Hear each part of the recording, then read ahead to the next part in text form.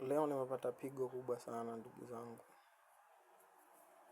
Nikiwa kazini kwangu, nimepokea simu ya mwanamke wangu akiniambia kwamba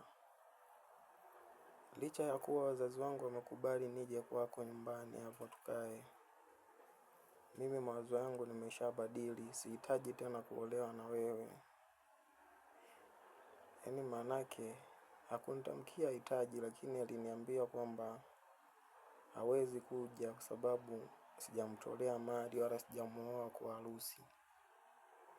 Nimemwambia kwamba kwa nini kipindi cha kwanza ambacho nilikuwa naye alikuwa na mimba, baada ya mimba kutoka hakuwahi kuniambia vitu vya namna hiyo. Lakini mimba imetoka, maanake damu yetu imepotea, lakini leo akanipigia simu akaniambia kwamba hahitaji tuishi naye. Nikamwambia sawa, hamna shida.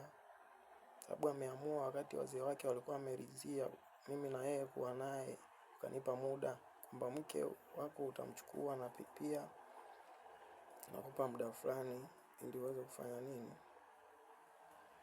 ili uweze kutimiza hilo jambo. Nikamwambia sawa, kwa sababu hii sio simulizi, ni true story ambayo imenitokea, na mpaka sasa mwanamke wangu nikimpigia simu amezizima hazipatikani, lakini ni changamoto inanikuta. Lakini pia nimeenda kazini kwangu asubuhi, nimekaa ndani ya muda mfupi wakaja watu wa mapato wa TRA.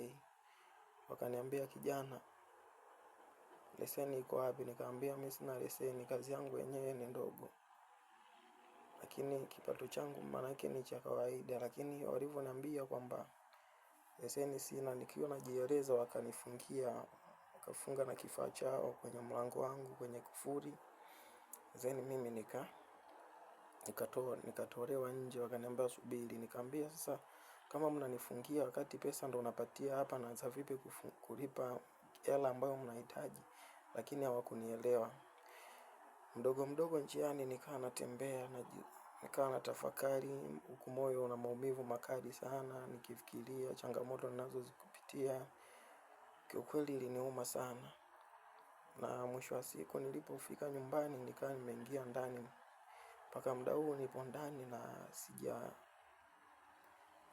nimeitwa kwenda kula, nikarudi ndani. Sasa watu wa TRA waniita, changamoto ni kwamba wameondoka baada ya kuwa wamefunga, kwa hivyo siwezi kufanya malipo kwa sasa, nitabidi niwatafute kesho. Lakini jambo ambalo naweza kusema, swala la TRA naweza nikalisolve, ila imagine kwenye masuala ya mwanamke wangu, it is so painful, inaniuma sana.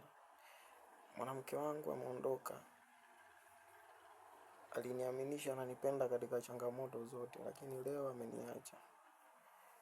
Ndoa imegeuka, kwa sababu mahari ni kweli, mahari najua ni muhimu, lakini baada ya kuwa nimetoa maelezo kwa wazee wake walinielewa, na mwisho wa siku tukawa tumeelewana, tukakubaliana ndani ya muda. Namshangaa mke wangu kunigeuka. Of course sijapenda, lakini nachoshukuru bado niko imara na niko ndani nimetulia, nafikiria namna ya kufanya. Lakini kwa kifupi, mwanamke niliyekuwa nampenda ndo hivyo alivyoamua kunifanyia. Na mimi kama kijana nawashauri kwamba mtu anapoamua kwamba maisha yake ameanzisha na mtu fulani, sijajua wengine wanaamua nini, lakini can imagine ameamua kufanya kitu ambacho ni kizuri kwa upande wake, lakini kwa upande wangu kinaniumiza kwa sababu hatukukubaliana hivyo. Ni mwanamke wangu, nilimpenda na nampenda sana, lakini ameamua, sina namna.